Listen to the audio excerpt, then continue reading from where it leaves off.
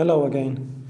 In this lecture and the next, we will briefly cover some topics in linear algebra that will be necessary when we try to solve systems of first order linear differential equations. So we'll start today with matrices of functions or matrix valued functions. So matrices of functions or matrix valued functions.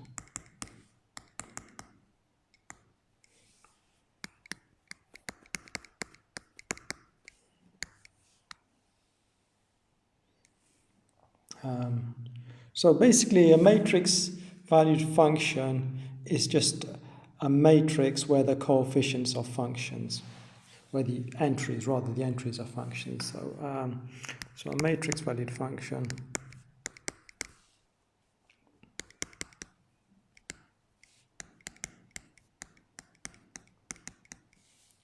is a matrix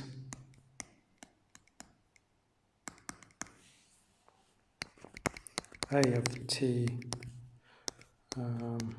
So it's a matrix where all the terms depend on some parameter t.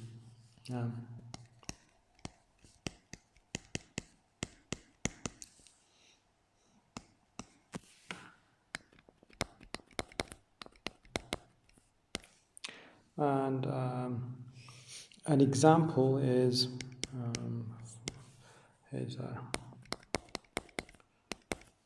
a matrix valued function e to the 2t 3t squared 1 e to the minus t. So it's a matrix valued function. So we differentiate and integrate matrix valued functions entry by entry.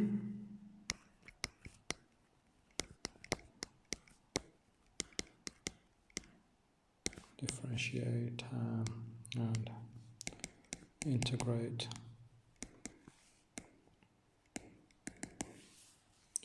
matrix valued functions entry by entry.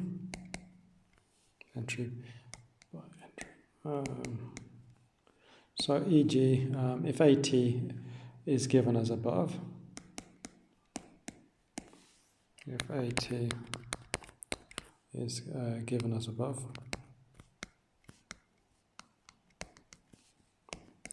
then its derivative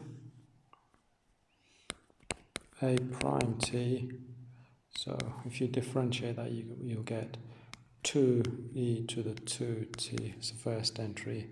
When you differentiate the 1 entry, you get 2e to the 2t, 6t, 0 and minus e to the minus t. Okay, so that's the when you differentiate the entries, you get exactly this. The indefinite integral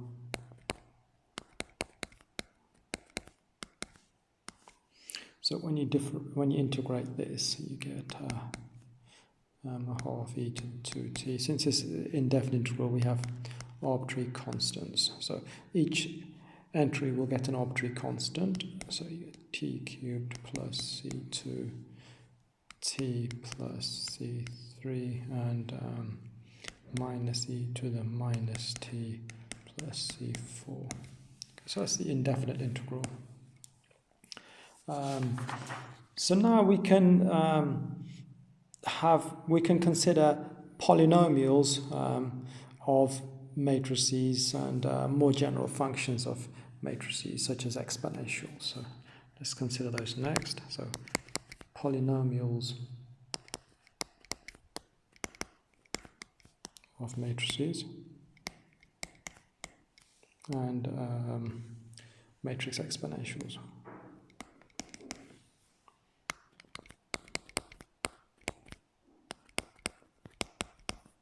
Okay.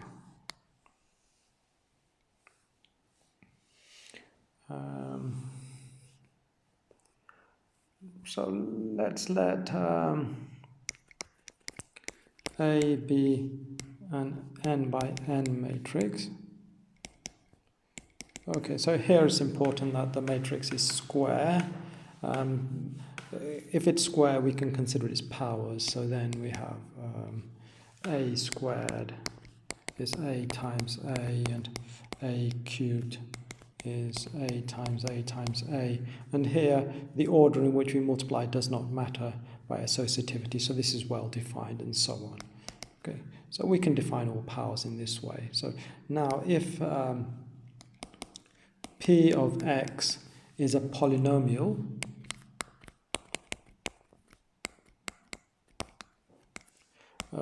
for example, let's take 3x squared plus 2x plus, say, 5, then we can define P of A in the obvious way.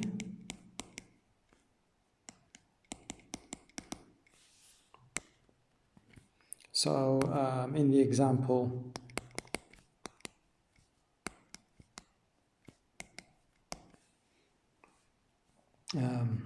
we have P of, so if P of x is 3x squared plus 2x plus 5, then P of A will be 3. So you replace x, wherever you see x, you replace it by a. So this is 3 of a squared plus 2 times a. And the 5, we can't just add 5 here, so it should be 5 times the identity matrix. So here I is the n by n identity matrix.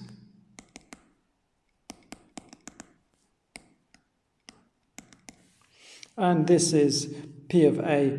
This is an n by n matrix now. So this is an n by n matrix if A is an n by n matrix. Okay. So that's polynomials of matrices. We can consider more general functions. So for functions defined as power series,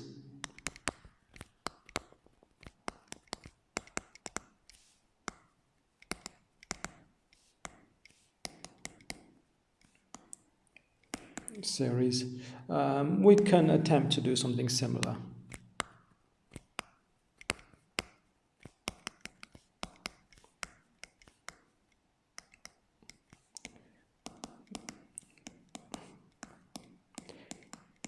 So for us, it will be important to understand the exponential of a matrix. So let's recall, so e.g. e to the x, so from calculus we know that this is given as a power series. This is x to the n over n factorial, where the sum is from n equals 0 to infinity, and this is 1 plus x over 1 factorial, if you like, plus x squared over 2 factorial, and so on. Okay. And so we can attempt to define. Okay, so we can attempt to define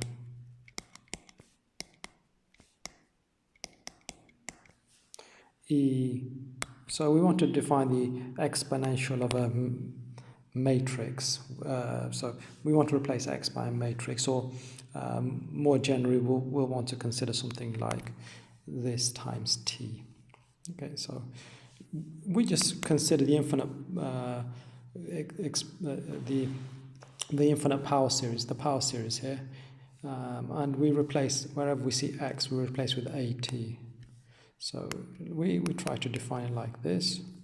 So 1 over n factorial a t to the n, where this means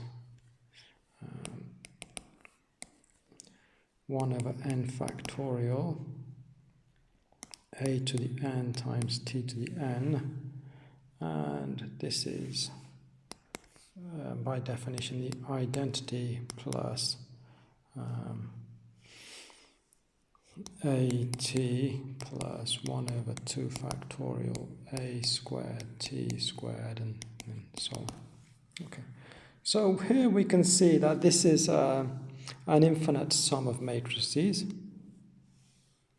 This is an infinite sum of matrices. And when you sum matrices, you sum corresponding terms. So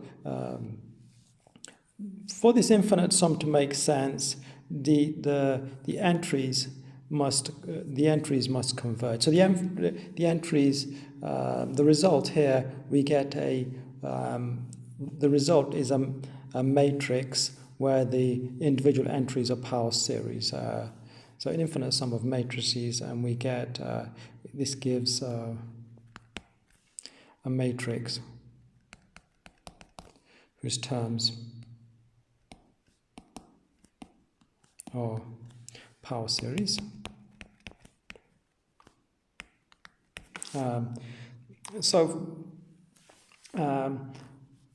For this to make sense, we want these power series, individual power series entries to converge.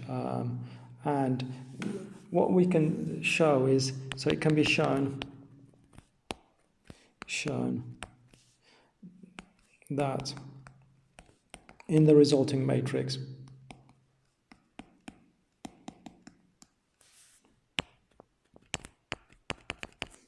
the power series entries all converge. Yeah.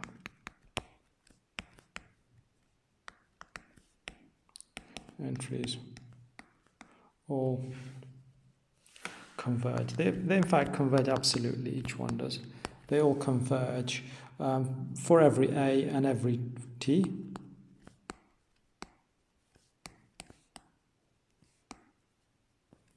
So A can be, in particular, a complex n by n matrix. So A is a complex n by n matrix.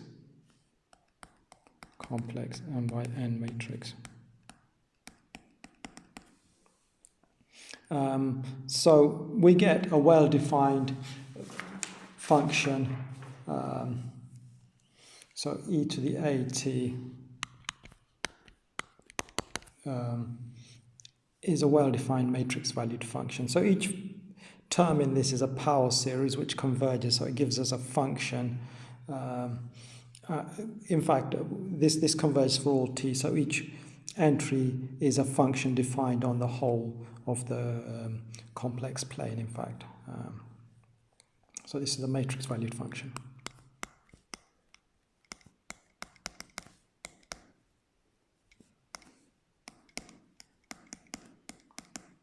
Okay, so we will come back to this point.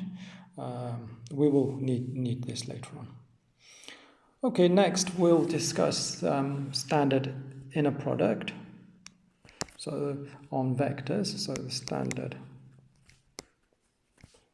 inner product of vectors.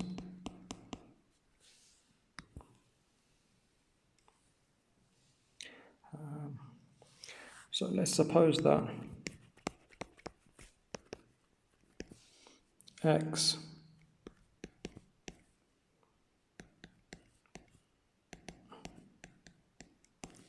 so I put a line under it to denote a vector. So this is a row vector, and then a row vector of length n and y. So let's suppose that these are two row vectors, these say entries yn, so these are two row vectors.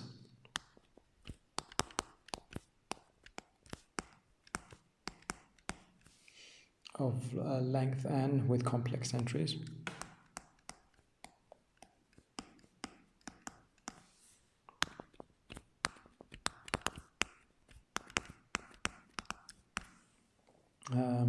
So we define the standard inner product So standard, we sometimes skip that. So the standard inner product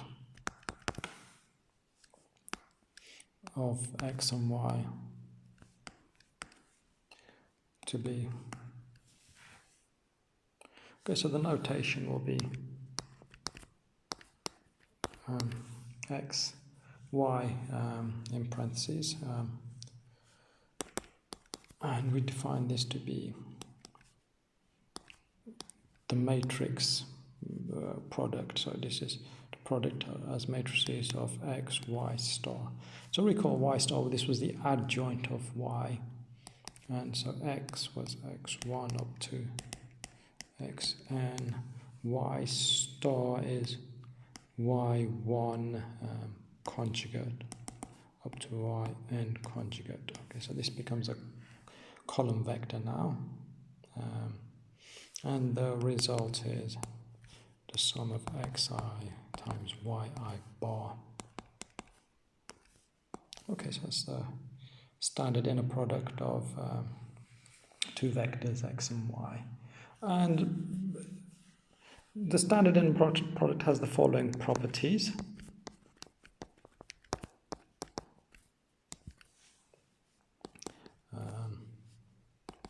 So the inner product defined above has the following properties.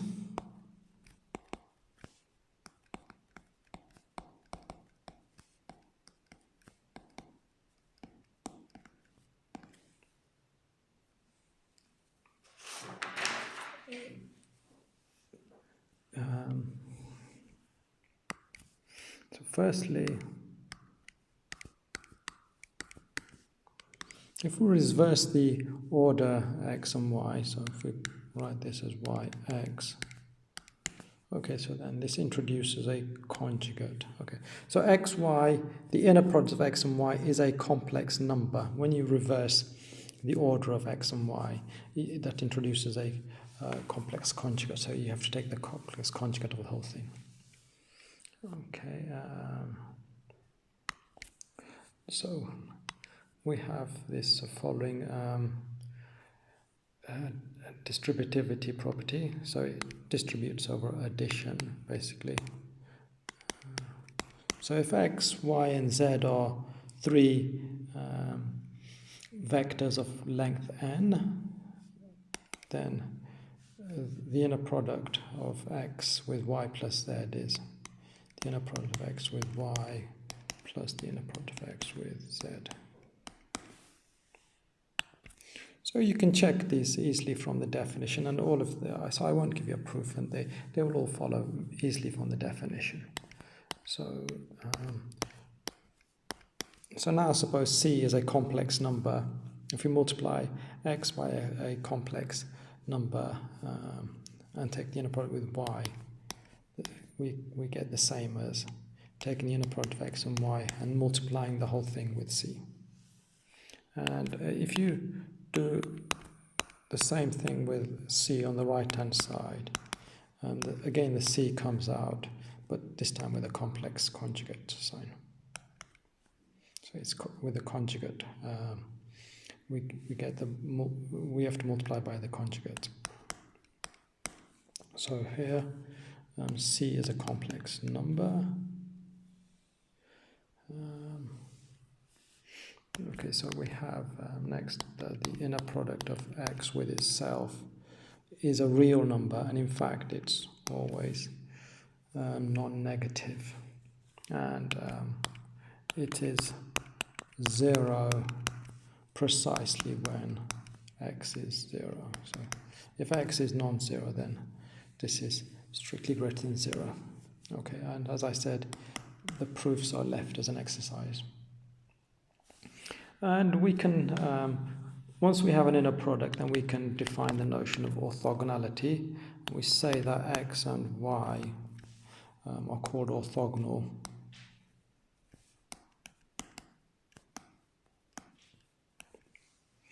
if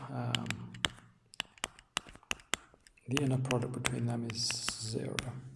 Okay, so In Euclidean space, you're familiar with this. If you take two vectors in Euclidean space and you take the...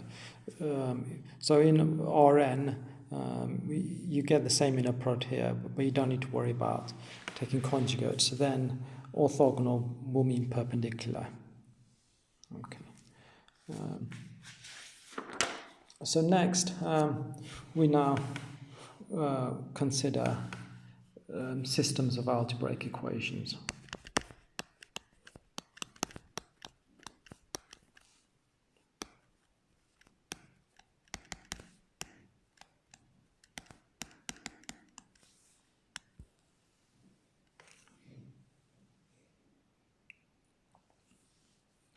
So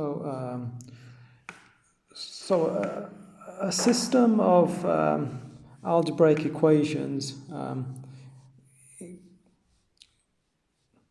is a system of the following form. So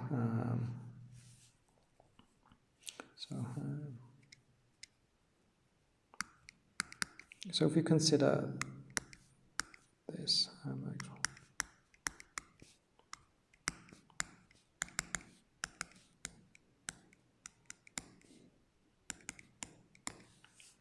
so if we consider equations of this form, so a1 1x1 plus a1 2x2 plus up to an xn is equal to b1, and then the second equation would be a2 1x1 plus a2 2x2 plus a2n xn is equal to b2, and then if we go on like this, so up to let's say m1 x1 plus a m2 x2 up to a mn xn is equal to bm. Okay, so here we have m equations here.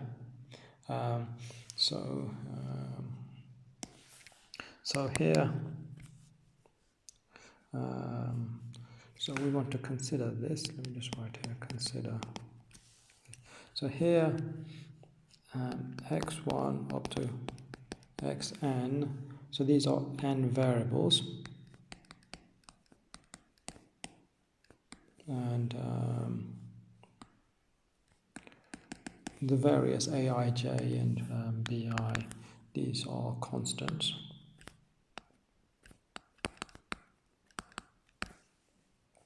Such a system of equations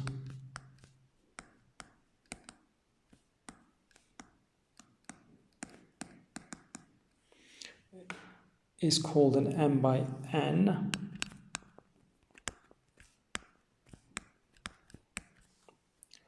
system of linear algebraic equations. Linear algebraic equations.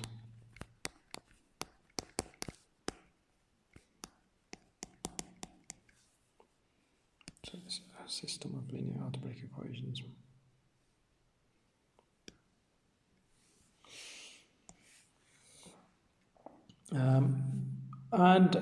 Presented with such a system of linear algebraic equations, we'd like to know what is the set of all solutions of this, i.e. what is the set of all x1 up to xn which satisfy this system of equations. Okay,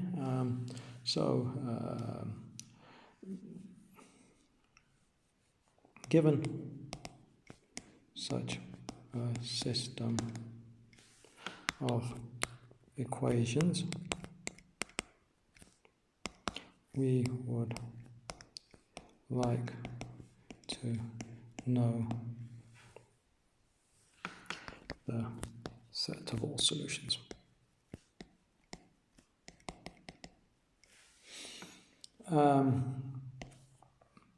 Okay, so if m and n are small, then we can do this by hand relatively easily. When m and n are large, then it's important to have some systematic method for solving such systems, and that's what we're going to do. We're going to present a systematic method for solving systems of linear equations. Okay, so that's what we're going to describe. So here, let's just note here that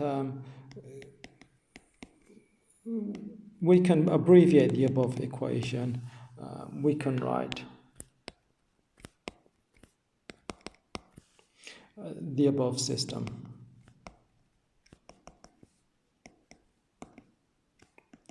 in the form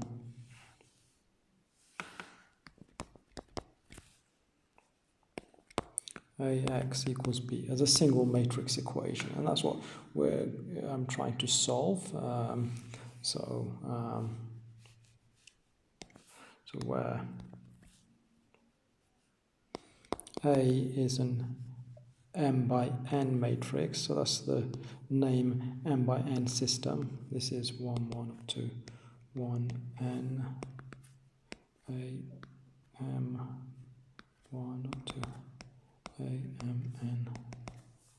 Okay, so, and X is your vector of variables, X1, Xn, and B is this vector, B1 up to Bm.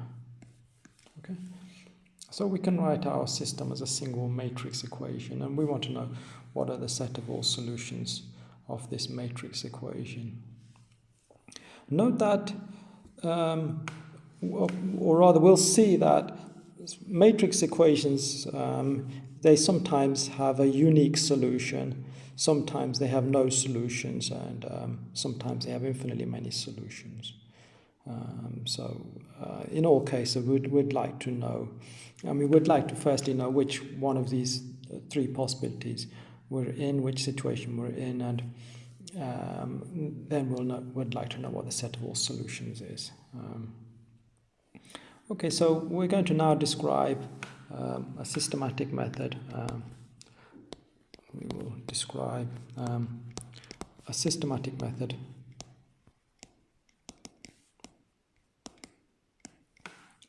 for finding the set of solutions, for finding the set of all solutions of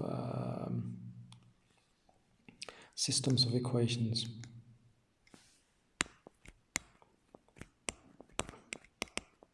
as above. Okay, so and the method that we're going to describe is called Gaussian elimination.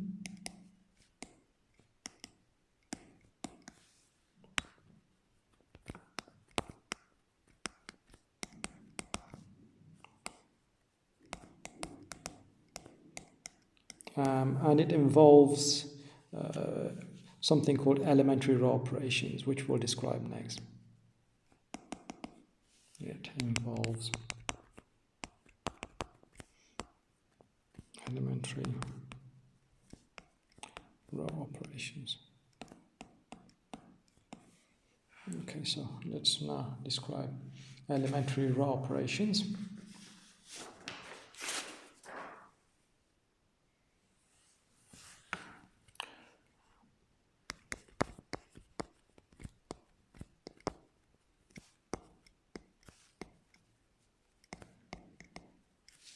And also we'll consider matrices in echelon form. And matrices in echelon form.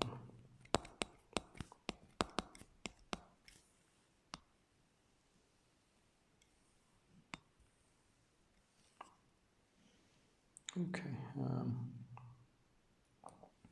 So what happens here is, so we'll start off with an equation. So consider the equation. So we'll start off with a matrix equation, AX equals B, as we've been doing above. And we'll simplify it in stages. So let's call this equation 1. So we will simplify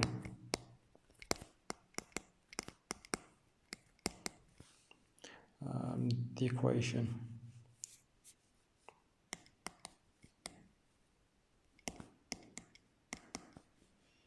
in stages until the solution can be read off.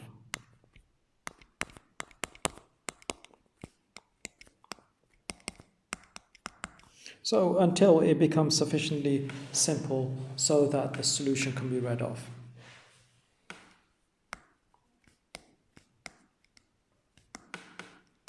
Okay. So during this transformation,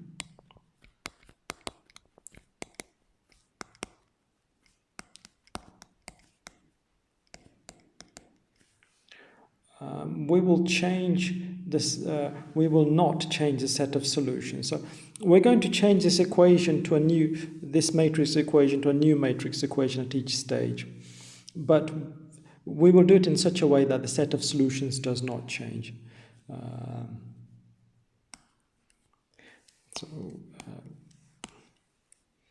We will not change the set of solutions.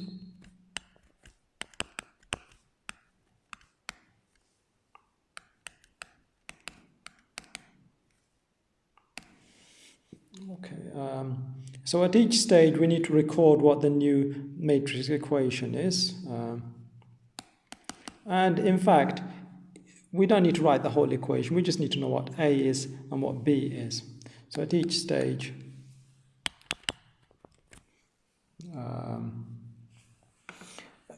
it is sufficient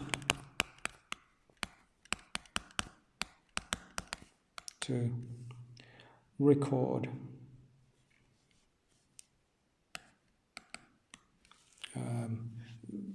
the matrix A and the vector B.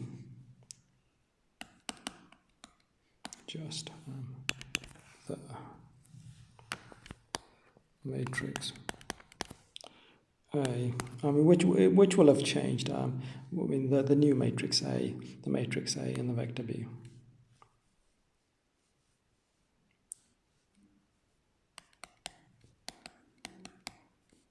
Vector B. We will.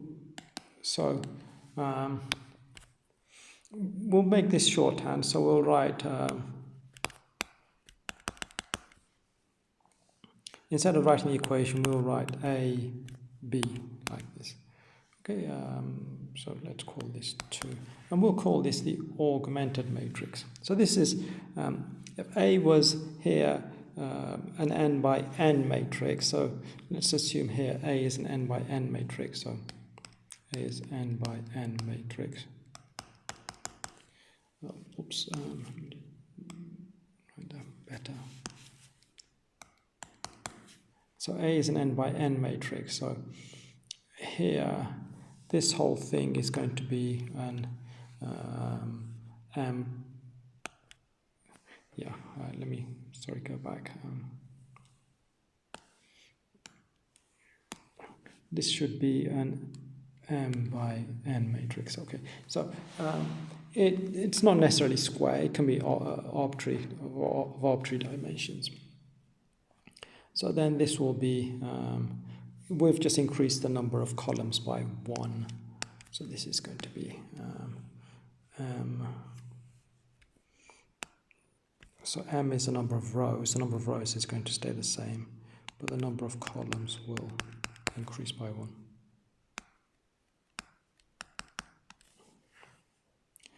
And we'll call this the augmented matrix.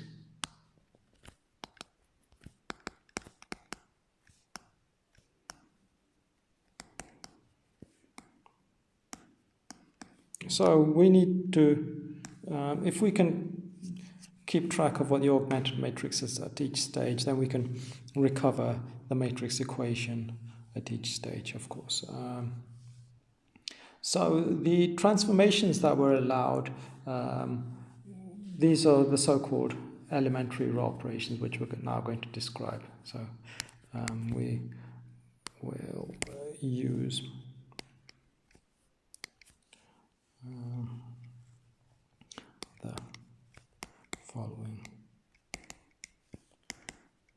three types of operations.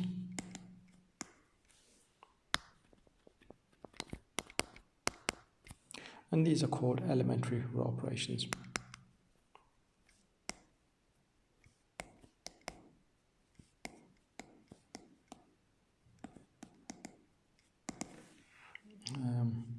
And so these are we call them type 1, type 2, and type 3. So type 1 is you multiply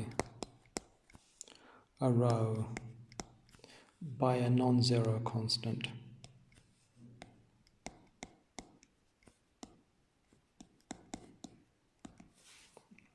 And we can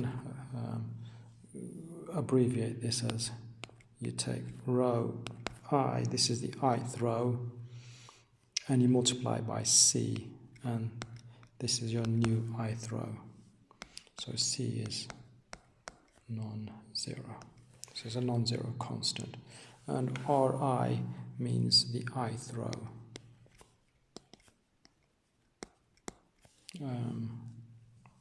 This is so we apply these elementary row operations to the augmented matrix, and so this is the ith row of the augmented matrix, of course.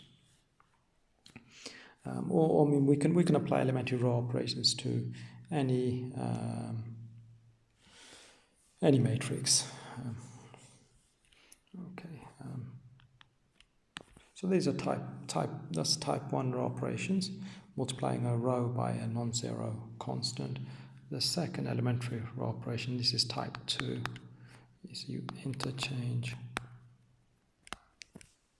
two rows. Okay, we'll denote this Ri and Rj are interchanged, and I should be different from j, otherwise it doesn't do anything. And lastly, the third type 3 row operation, this is we add a constant multiple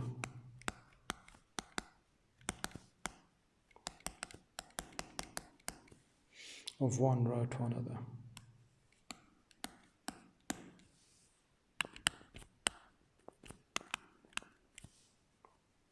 So here we multiply row I by A, add it to row J, and call that our new row J.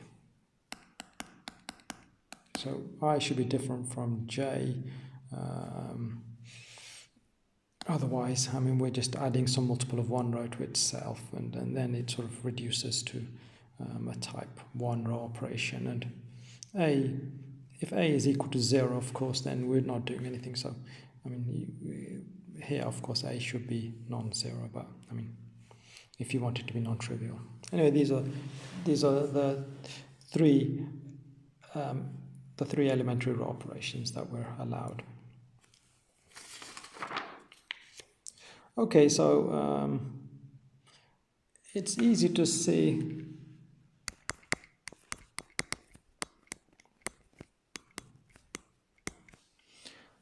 that each of these three operations, when applied to the augmented matrix,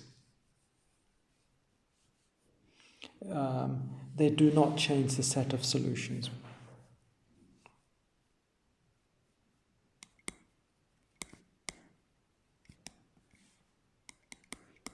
So each of these three operations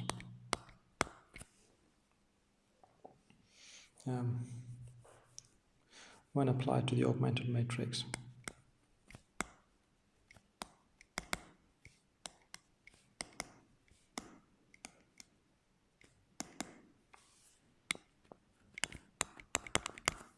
or equivalently the system of equations. So the augmented matrix is called 2, or equivalently. So this system of equations 1.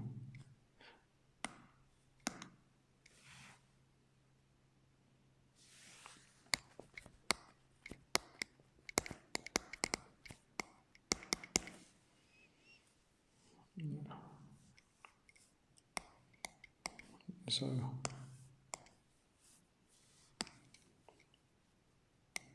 these do not change the set of solutions.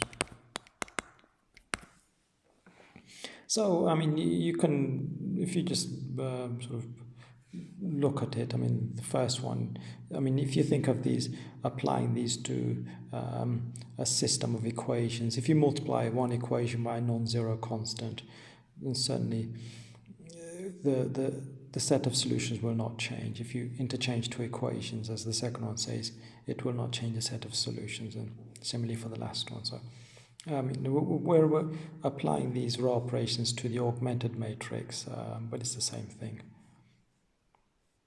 Okay, so it's so we know that they do not change the set of solutions. So the idea will be to apply these repeatedly until our system of equations is in a particularly simple form that we can read off the solutions. Okay, so yeah, one other point we should note is that each of these three elementary operations is invertible. It is. It's easy to see. It is easy to see that each of these three elementary row operations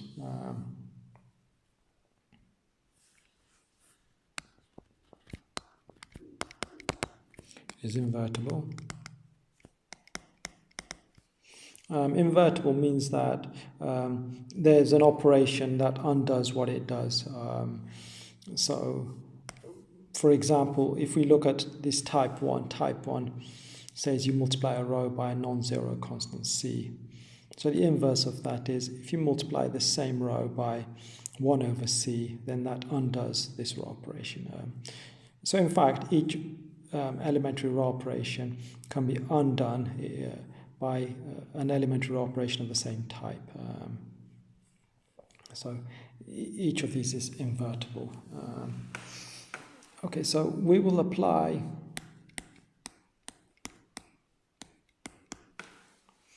elementary row operations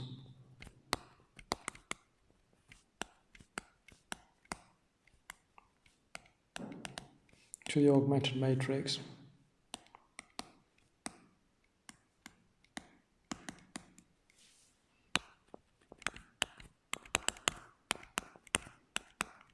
AB until it becomes sufficiently simple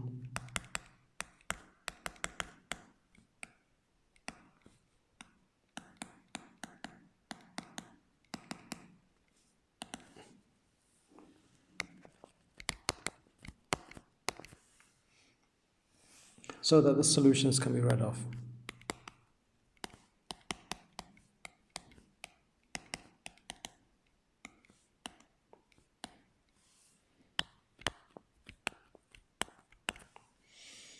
Okay, so what do we mean by sufficiently simple? We mean the following. So in particular,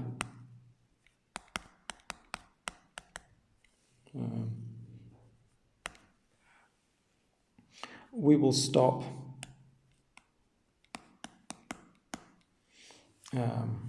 when AB,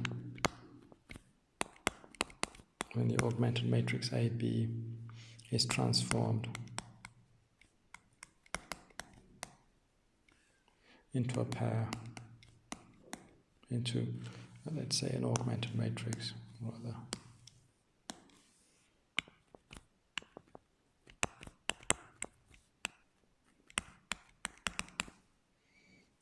Let's call it E, D, where E is in row echelon form, which we're now going to define where E. So for us, sufficiently simple is when E is in row echelon form.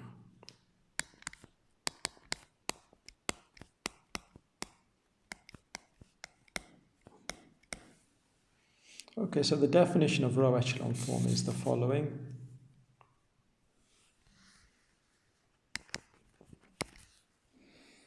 So a matrix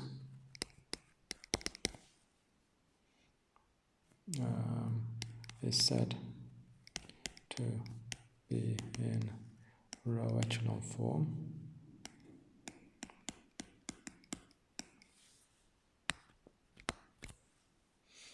if it satisfies the following properties.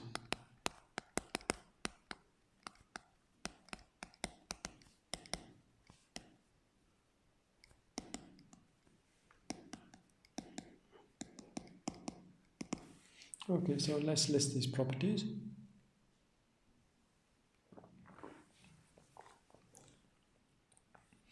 So the first of these properties is the first non-zero entry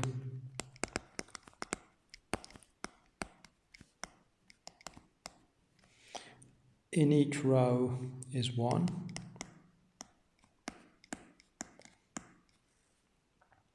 And we call such entries leading ones.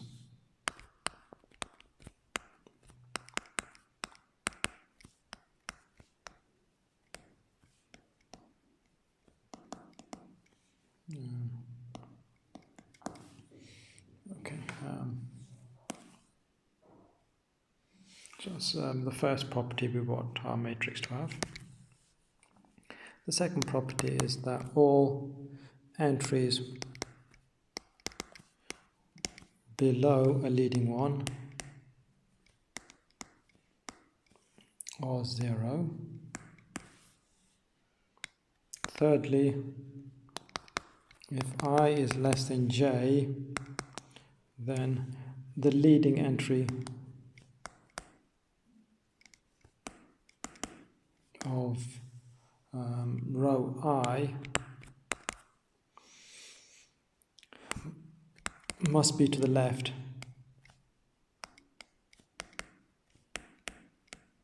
of the leading entry of row j.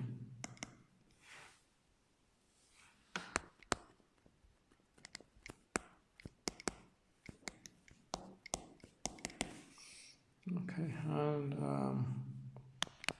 the fourth property we would like our matrices to have is that if there are k rows of zeros, then they must be the last k rows.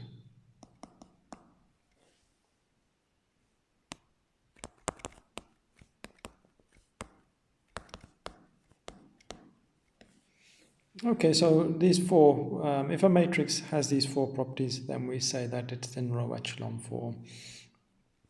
So a quick example of a matrix in row echelon form. So some examples.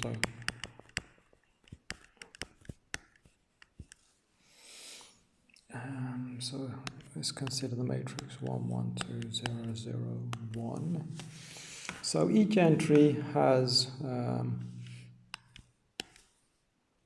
each row we have a leading 1, and below this leading 1 there's a 0. The second row has a leading 1, and the leading 1 of the second row is to the right of the leading 1 in row 1. Okay, so this is in row echelon form. There are no rows of zeros. You may also have rows of zeros. So, for example, 1, let's say 1, 0, 0, 1. Okay, so here you have two leading ones. Below the leading ones there are zeros. Leading one of row 2 is to the right of the leading one of row 1. And the last two rows are identically 0. So both of these are in row echelon form. So these are examples of matrices in row echelon form. Non-examples. Okay, so here we have a leading 1 in each row, but the leading 1 in row 1 is to the right of the leading 1 in row 2. Okay, so the order is wrong.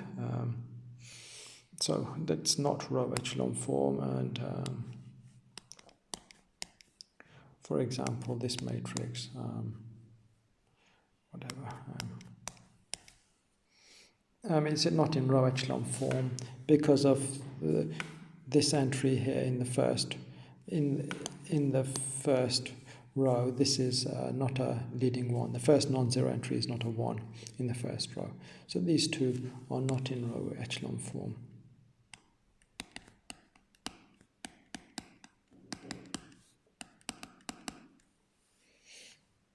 Okay, so now we can describe,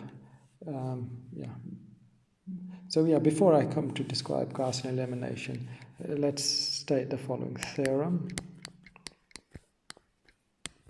So any matrix can be row reduced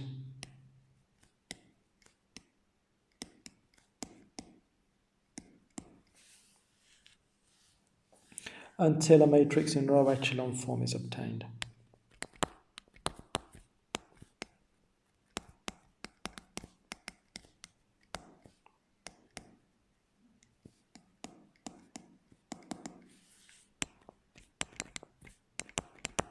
So we'll see in practice how we do this. It's not difficult to prove this. It's just sort of keeping everything, organizing everything, and we'll see how we do this in examples. What the statement? So let me just say, rephrase the statement. So the statement is saying that any matrix can be row reduced until a matrix in row echelon form is obtained. So that means that by applying elementary row operations, any matrix can be transformed into a row echelon matrix, a matrix in row echelon form. Okay, so now we'll describe Gaussian elimination.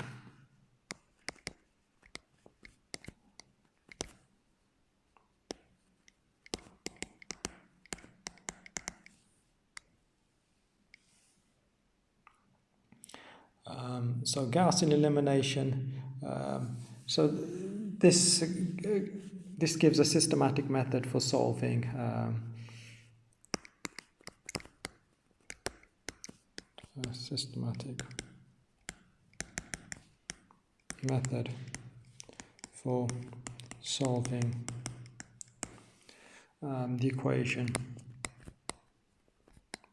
So any matrix of the form AX equals B, any matrix equation like this. It consists of the following 4 steps. I mean, so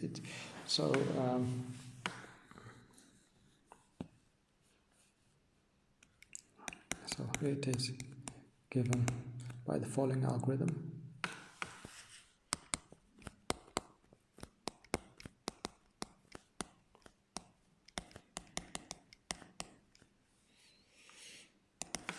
Okay, so firstly, form the augmented matrix.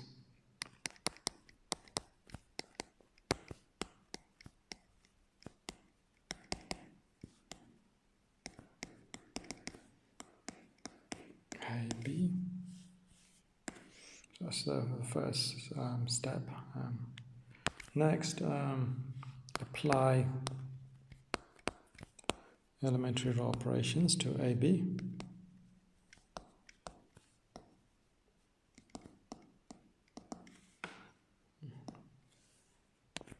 So let's apply them on AB until it is transformed into an augmented matrix.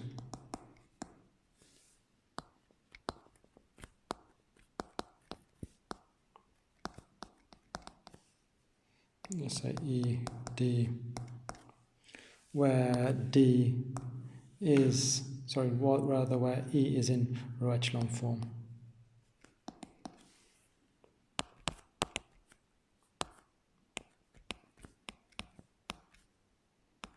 Echelon form. Okay, I should comment here. So there can be many different ways of transforming A into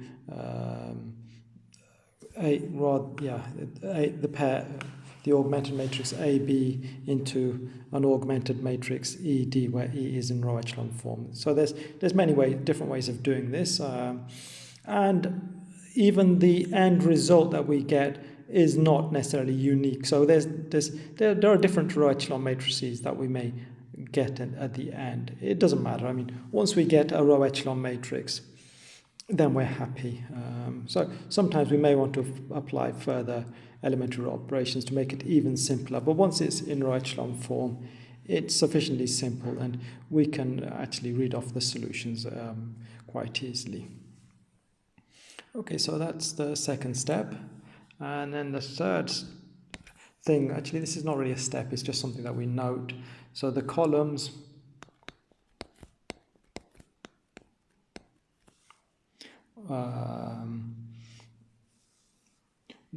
of E that do not contain leading ones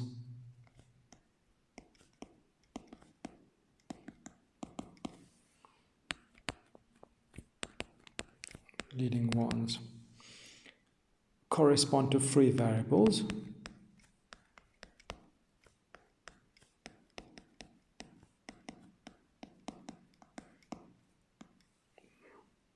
Okay, well, we'll see in examples what this means, but let me explain the steps here, the actual algorithm here. And the last one is the columns of E that do contain leading ones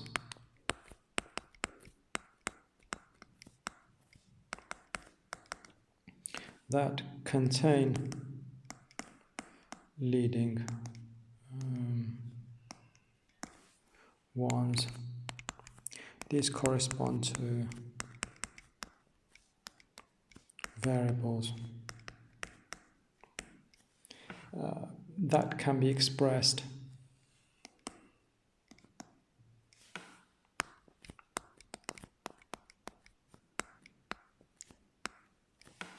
in terms of the free variables.